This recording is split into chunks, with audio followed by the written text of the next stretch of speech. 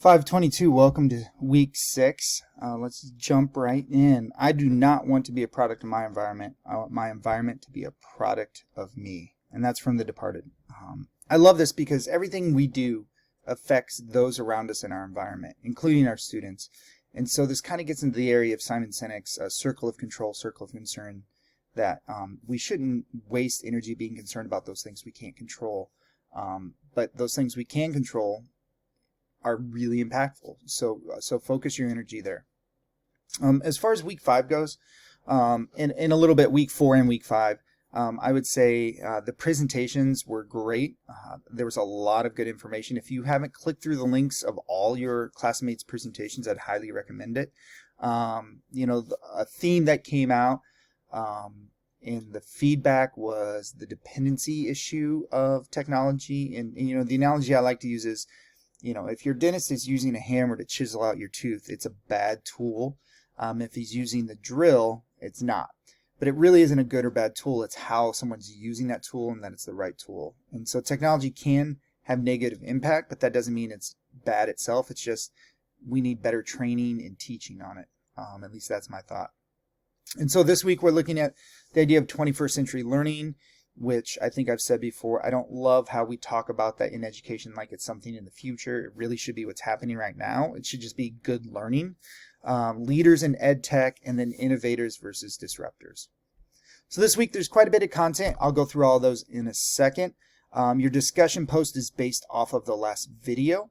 And after watching that video, write a thoughtful reflection regarding innovative teaching ideas and respond to 2 peers. Once again, they're kind of making the equation of 21st century teaching and innovative being the same thing, and I don't think it is. I think 21st century teaching is good teaching, and innovative teaching is good teaching that is trying new things. So just keep that in the back of your head. And then our assignments this week is that discussion post, and then the future predictions presentation, which I'll talk about in a minute. And then rounding out for week 7, you're only going to have 3 articles. No videos or discussion posts because it's really focusing on your book and that book report that's coming up in week 8 because that's a big project. So once again, let's kind of go through talking about, after watching the video, once again, writing a reflection regarding innovative teaching ideas. The articles for this week, there are quite a few. This is a busy web page, and there's a little bit of scrolling, but it's not too bad because there's a lot of bullet points. And really the crux of this, or the focus of this, is this inside out learning model. So if you kind of understand that, the rest of the article goes through and explains it for you a little bit more. States opting to robo-grade essays. This was from 2018, so it's even changed differently since this article came out. There is a listen button, but you can also go through and read the article. I know this has changed quite a bit with all of the LMSs, like the auto-grade in Google Classroom and Forms and Canvas and Otis and Illuminate. So it is changing a little bit differently and becoming more normal, but it's still interesting on the side of writing. 9 characteristics of a 21st century learner. Remember, once again, I don't believe this is something that's off in the distance. It's what we should be doing now. This is a busy graphic, but it kind of explains it fairly well, and then it goes through, and it's a little bit of a shorter web page with lots of ads. So sorry about that. This is going back to technology and grading, a 2017 article. So once again, while all this is still true, it definitely we're a little bit farther down the road on that. So Google Forms, digital comments, any add-ons, and then Chrome extensions to help provide some of that stuff. It does mention Eric Kurtz, which if you have not spent any time on his Twitter feed or his website, he has just an overwhelming amount of information of things within the Google environment that can help you. Then we get into our video. It's only 6 minutes long. Once again, it's talking about 21st century teaching and teachers. So after you watch this video,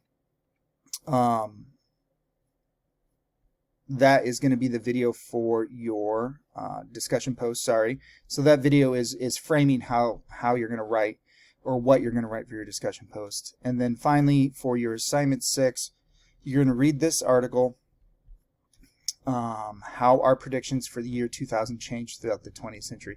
And it's a little bit longer, and I'm going to say there are quite a few videos in here. You do need to watch the videos. They help frame it very, very well. And what it's doing is going through the decades and showing and detailing how the thoughts of what education would be in the future was felt or thought of in that decade. So in, like 57, what did they think the year 2000 was going to look like for education? And it just goes through all the decades. It's really, really fascinating. Some of the stuff is comical and some of the stuff is spot on about future predictions. And so then that leads right into your week 6 assignment, which is a multimedia project. The first thing I want to point out down here, around 5 minutes long, and it does need to be hosted on either YouTube, Vimeo, Google Drive, or some sort of forward public-facing video file hosting, so it does need to be a video file.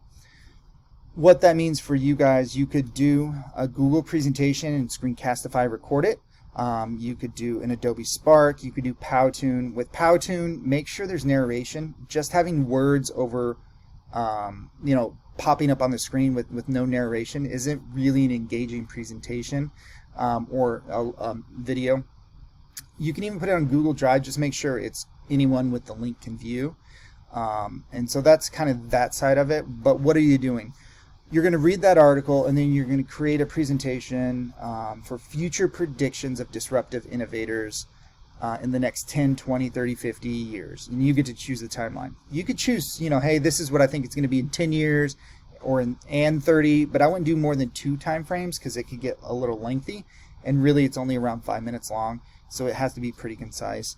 So as far as the content, introduction and analysis of current disruptive innovations in education, and then the second part is your predictions and support or rationale for those predictions in the future, whatever time frame you pick. For a shorter assignment, there is a pretty lengthy rubric here, and it just kind of goes through all the points. And once again, I grade on the rubric. If you did really well, I typically don't put comments in every rubric box. If you missed the mark by quite a bit, then I usually go in and give you specific feedback on each rubric area so you know what the issues were. So the criteria for this one is describing the factors or forces causing disruptive innovation, your presentation tool, is it the appropriate tool, are the graphics and the design supporting it, that sort of thing. Then an area for analyzing the current and trends, and then your opinions for the future. And then there's always an area for writing style and APA and all that sort of good stuff that should just be automatic. And then did you give credit to the sources you needed to? So just giving credit and formatting right is 8 of the 20 points. So don't overlook those things. It's really important. But bouncing back over here, I would say if you have any struggles this week or need help with anything, as always, as you guys do, send text, email, call, just get a hold of me. I want to make sure you have the information you need to do well. Have a great week 6, and I will see you next week.